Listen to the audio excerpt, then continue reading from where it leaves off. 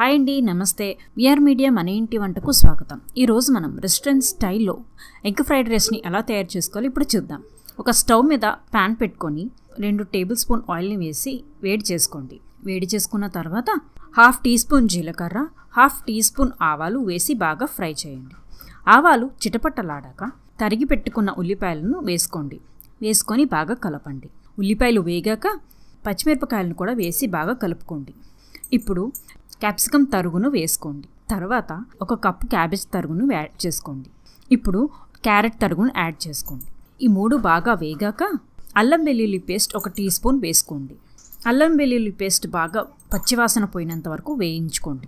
వేయించుకున్నాక టమాటా ముక్కలని వేసుకొని కలుపుకోండి. టమాటా ముక్కలు బాగా వేగాక కరివేపాకును 1 రబ్బ తీసుకొని వేసుకోండి. ఇలా మిశ్రమం బాగా వేగాక 3 గుడ్లను తీసుకొని ఒక్కొక్కటిగా పగలగొట్టుకొని వేసుకోండి. 2 నిమిషాల పాటు కలుపుతూ ఉడికించుకోవాలి. ఇలా ఉడికిన తర్వాత గుడ్డు పచ్చివాసన పోయాక ఇప్పుడు రుచికి సరిపడా సాల్ట్, 1/2 టీ స్పూన్ పసుపు, 1/2 టీ స్పూన్ కారం, 1/2 టీ స్పూన్ ధనియాల పొడిని వేసి బాగా కలుపుకోవాలి.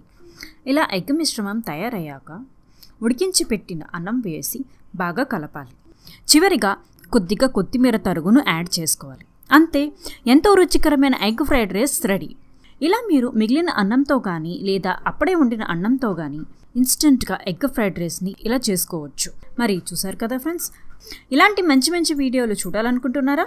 అయితే వెంటనే విఆర్ మీడియా ఛానల్ని సబ్స్క్రైబ్ చేయండి. అలాగే బెల్ ఐకాన్ని క్లిక్ చేయండి. తప్పక లైక్ చేయండి, షేర్ చేయండి, సబ్స్క్రైబ్ చేయండి. మమ్మల్ని ఆశీర్వదించండి.